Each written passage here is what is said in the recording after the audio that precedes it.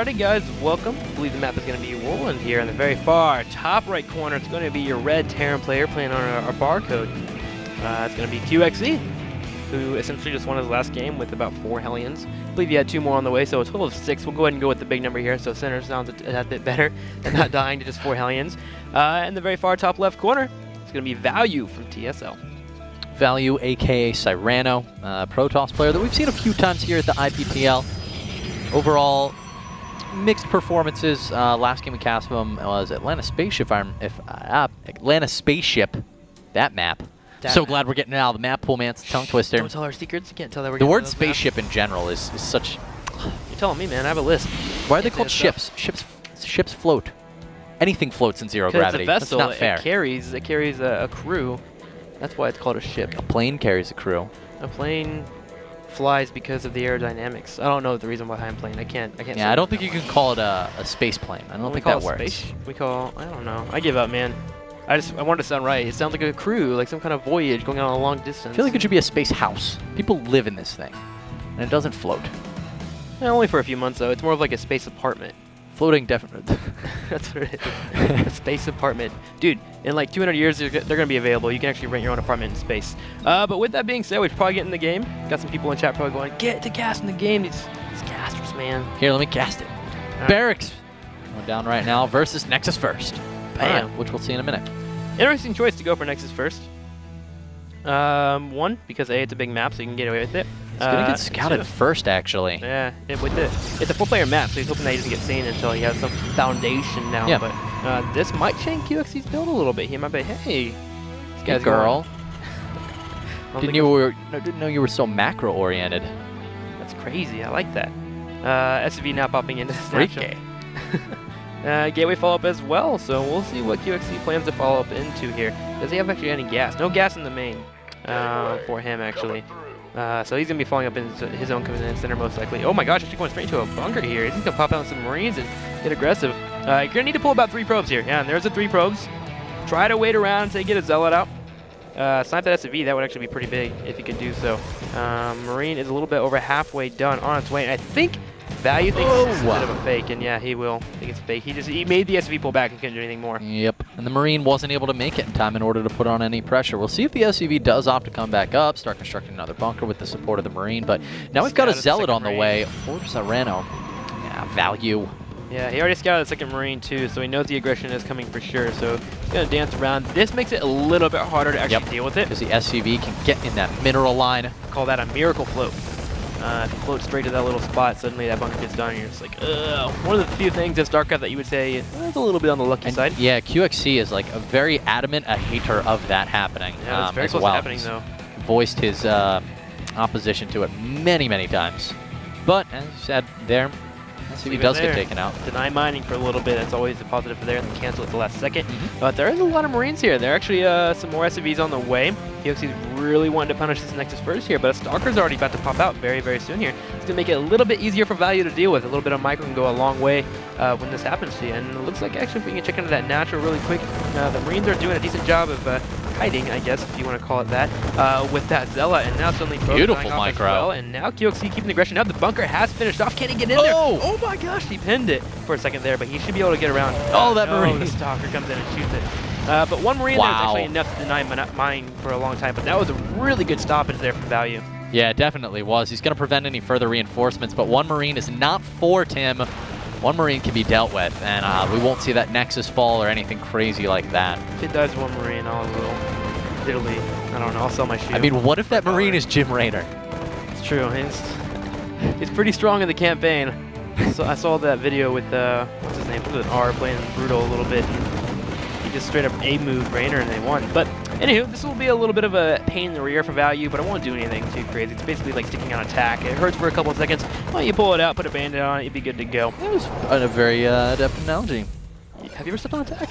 I mean, I always thought Dan was good at making... I learned from Dan. Dan guys, by the way, we're talking about. Guy's a beast. Cast away in ASL.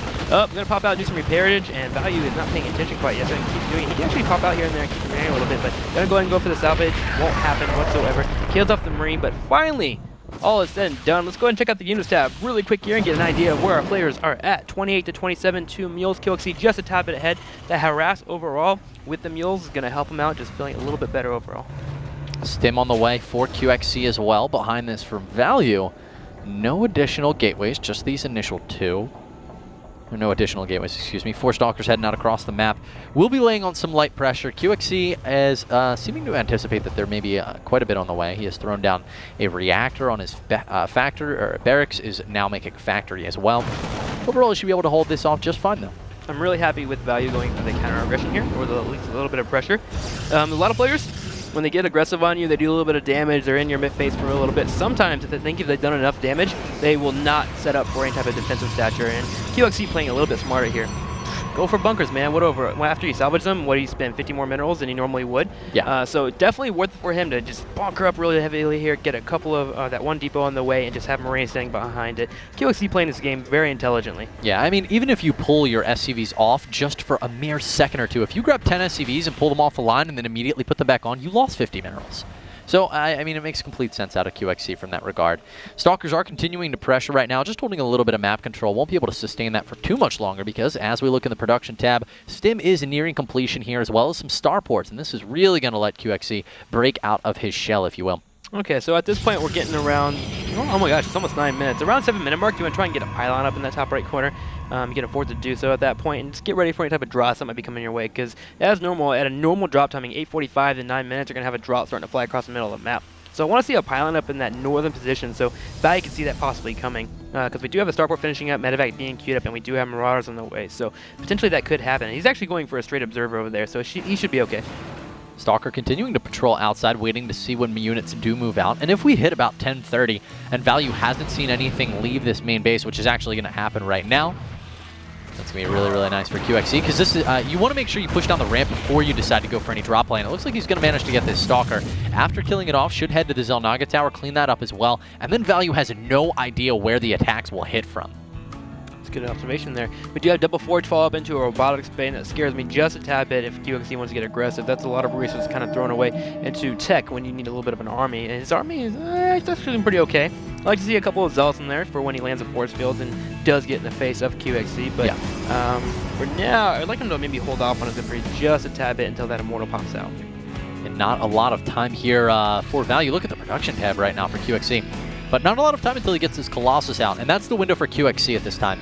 He can pressure until that Colossus really hits the field. Unless he kills a lot of units right now, he's actually going to commit fully to attack. He only kills 1 Stalker in exchange for, well, that bloodbath. Yeah, I think it was about 4 Marines and 1 Marauder if I counted correctly, so not the most cost-efficient trade for QXC and if I'm putting it lightly. Yeah, and a full stem, that hurts as well, with especially the only 1 medevac. The second one is about to group up, though. He has more units that's pushing across the middle of the map. Like you said, he saw no Colossus, so he's like, okay, I'm good to go in terms of putting a little bit of pressure on, but as soon as he sees that 1 Colossus, retreat all the way back home. Do we have a 3rd command center on the way? Yeah, we do. It's about to finish up, moving into an armory, so be able to go into +2. Armor, I believe. Does he have +1 weapons? Yes, he does, actually. So he'll be able to move up the chain in terms of tech. And from here, he's just fainting pressure. There's an observer, though, so Value knows that really nothing will be coming his way because he can see everything. And if he does, it's going to hurt. He's going to be able to move these Stalkers up onto the high. No, he comes back down as the Marines and Marauders do pressure. He's not going to be prepared for this drop. He has no units in position. Stalkers frantically making their way over, and I think he'll be able to hold this off. The Marines are only just now going to start dropping, and QXC doesn't have enough units to fight this. He's going to try, though. Medevac goes down with 2 Marines still remaining in it. No units killed quite yet. At the same time, as you said, pushing into this natural expansion. Killing up a lot of sentries here, actually. Yeah, he saw that Value brought all of his Stalkers to defend against that 1 drop, so he thought he had an opportunity to potentially walk in there and kill off a lot of units. With a decent force field that slowed down that push and tab bit, and the Colossus, of course, just reigns supreme if you don't get too close up to your opponent. So overall, QXC tried to hit some nice little timing, some nice little pokes and prods, but unfortunately, I don't think they worked out for him as well as he was hoping. Yeah, he definitely lost a lot of units. Overall, we can take a look at the units lost, actually. 41 units overall, 2,400 resources. Just 2,100 for Value. Remember early on as well, QXC did those engagements and lost quite a bit of money there, but he didn't kill any Colossus. He did pick off a lot of sentries, though, which is really, really nice for him. Yeah, definitely very nice. It makes it easier to attack into a 3rd. A lot of players don't want to replenish those sentries, especially in a TVP. Or, I'm sorry, in a TVP. it just becomes a bit of a waste going into the mid-late game. So those are always nice to snag. And the other good thing for QXC is he actually only lost one medevac in all of that. He retreated all the other medevacs and re-geared him with the army. So sustainability, he's retaining that overall. So that'll be back in the mid to late game whenever he goes for another push. So that's always nice to have. 2-2 has been queued up. 2 infantry weapons is about over 70%. +2 armor just beginning, and contested shells on the way. Viking production has been queued up as well. But we do actually have value continuing Colossus production. The last few TVPs that we've been watching, after 1 or 2 Colossus, we switch straight into High Templar tech. And that's not happening here for value. If he stays down this route, potentially with that Thermal Lance as well, it's kind of saying that he wants to go that route. QXC can do a lot of damage if he keeps going Vikings. Yeah, he definitely can, as that Colossus count has grown to 3, but we've seen Value actually warp in a couple rounds of Zealots now, although he's researching Blink, and I think his count's actually, it's 10 to 11 at this time. If he continues warping in Zealots here, we're likely going to see that switch into High Templar, but right now he just has no money really to do anything with. Alternatively, here's another Colossus. He has resumed production as he got enough money. We'll be keeping an eye to see exactly what Value does opt to do with that. As you said, though, QXC continuing to churn out that anti-Colossus air unit, the Viking. Well, we do have 2-1 weapons, just 2 weapons. We have 2-2 on the way, but 2-1 is now complete here for QXC. So we're having a bit of a strength overall in terms of upgrades. Overvalued for just a tad bit. This drop now happening over on cannons. Ooh, force field nicely landed there, sectioning part of that army off for value to kill off, but now he's forced to retreat to defend that natural. And with that natural being defended, potentially there's a chance for QXC to come in for a third. But he's actually not paying attention to his drop. He could be a little bit more, there we go, pulling that back. He could actually go straight into the main and keep pulling that army back, but unfortunately, he won't be doing so. All right, well, QXC is going to be pulling back for the moment with all of these units. Giving up map control. Value up to 4 Colossus now. He has stopped production of them once again, and there's the Charge and the Templar Archives. Charge, a little bit of a precursor there. You know, Charge Lot Archon work so well together. You want to, of course, go to Storms at that point, and it's really the opportunity to pursue their army as they flee from Storms. You know, if the Zealots don't have Charge, your army's just not quite mobile enough. It's still a blob, essentially. Yeah, you actually kind of just die as you, like, walk through the Storms, instead of being able to zip right through them like you're Sonic the Hedgehog. Do you know they actually just came out with an 18-minute live-action movie? I just saw it today. Really? Yeah, it's on YouTube. Anywho, 4th command center on the way in the bottom right corner at the 3 o'clock position on the way for QXC. So doing a good job in keeping up in terms of command center production. At this point, after he gets that finished up, gets a little bit of mining on there, he can start falling up into more command centers, goes to that late game orbitals, throw away SCVs, and just go for pure army competition. He's already got +3 on the way, just soaring in terms of going for those upgrades really, really quickly here. Cloak on the way for his Ghost. He's got the composition to actually win an engagement if it goes well for him. So both players actually looking pretty strong. It all comes down to how they do in terms of the engagement. Yeah, and it is going to be a very important engagement, but they're pretty equal on the power of their armies at this time. 2-2 for Value. If we take a look at the upgrades for QXC, it's also 2-2. So an engagement really could go either way. I do like the Viking count that we're seeing out of QXC, and he's already prepped for this switch to High Templar. Yeah, he's playing this very smart. It's just what QXC does, play smart. 6 gateways are just now finishing up here for Value. We're really going to start gearing up as this third is now beginning to be very full, very saturated actually. So with that amount of gateways, he'll have, how many does he have? He has 6, 7, 8, what, like 9, 10? I actually don't have my own monitor. He actually doesn't have any all over the map. It's pretty much just 1, 2, 3, here. 4, 5, 6, 7, 8, 9, 10, 11, 12. So many in one place. I believe 12 if I counted that right. I may be completely off because I'm counting off your No, it's 12, man. So 12, it's decent. I like to see about 15 to 16 on 3 bases when you get to where you want to get into an engagement, but certainly going to have the availability to really work on a lot of units. But he's actually getting his Stalkers caught here. He just used Blink to go into that Zealot Naga, and he lost about 5 to 6 Stalkers. That's not a good trade for him whatsoever because he didn't trade anything except for a couple Marines. Yeah, well, he did manage to pick off a medevac, but I agree with you, Tim. Overall, not an equitable trade there for Value, but QXC still in the deficit when we're looking at overall aggregate losses throughout the course of this game. These continued pylon warp-ins here from Value are also really, really something worth appreciating. Yeah. He's got another one back here as well to continue with the far away harass, and one down here in the bottom left too. So QXC, I mean, he's got no knowledge of, he just actually managed to get a glimpse of that one with this Marine here, so should be taking that out momentarily. So interesting. Can we look at Value's army really quick? I just want to get an idea. So he's going very, very Zealot heavy here.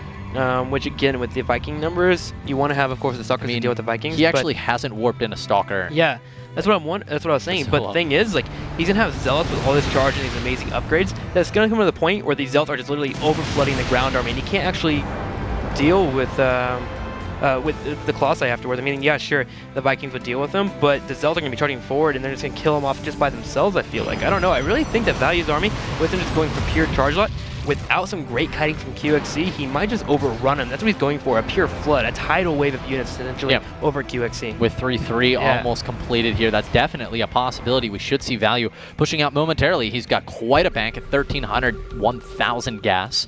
33 is completed. He's going to start up shields, but this is his time to fight. QXC pushing forward before he has +3 armor. This is 20 seconds early. The Zealots. Oh, look at all the ghosts caught in the front, actually. Every single ghost in the front is going to get cleaned up immediately. Wow, I did land a couple of EMPs nicely, but that's it. You're right. I feel like QXE didn't get the better end of that trade there. The Stalkers did a lot of damage, actually. He didn't kill any Stalkers off because they were back dealing with the Vikings, but he did lose, what, 3 Colossi? So it's a bit of a weird trade, but look at this Warpin. You know, that pylon in the bottom right corner? Zealots walked all the way up, and now he's still chasing QXE all the way back. Value's looking in a very strong position now. Value could actually pinch this army from behind even if he wants to. He's going to be warping in Zealots from the back, slamming them from the bottom. Will he come from the top as well? No, just from this side. But he's got Zealots in position as these units are fleeing. Luckily, some Marines will come to reinforce. But as you were saying, Tim, QXC, not with the ability to kite this army right now. These Colossus have yet to be dealt with. There's no Vikings left. Dude, Value actually feedbacked all the medevacs as well as they retreating. So there's no support here for QXE, and QXE is just forced to GG. Great play there from Value when it came to the actual engagement. After the actual engagement happened, he just played it flawlessly. Yeah, I mean, a little bit of an error there as well from QXC. I mean, we control click the ghosts, and there were none in the back. Every single one of them, they were kind of just lined up in the front. And it's even worse, like when you have a ball of units, at least like then it has to be a storm. But when it's a line, I mean, that's how Colossus shoot, man. They don't go forward back. Was there an observer above them, or were they just not cloaked? Well, some of the ghosts were cloaked and some of them weren't. Okay, because I know a lot of players as of late are taking ghosts and actually putting them in a line as they walk forward, and if there's no observer of them, they actually have a wall that's in the way of the charge lots. And so you can actually have the Marines and Marauders just pelt away on top of them while the ghosts are on the way. And I'm wondering if that was QXE was going for, or if it was just a mere mistake. But again, that's a play that's been happening. That's a great thing to mention, but actually. If there's no observer, of course, then suddenly the charge lots just running to a wall. Essentially, it's a force field because they don't see anything. So I wonder if that was a strategy of their QXE, or if, of course, they just weren't cloaked. Unfortunately, I didn't look that closely. I was too busy looking at the Colossi and the Vikings. That's actually really interesting, though. I'm definitely going to be taking a look at that. We'll see if we can do it in between games. We're going to cut to a break right now, guys. 2 minutes. See if we can come up with that information in the meantime. Folks, we'll see you in a minute.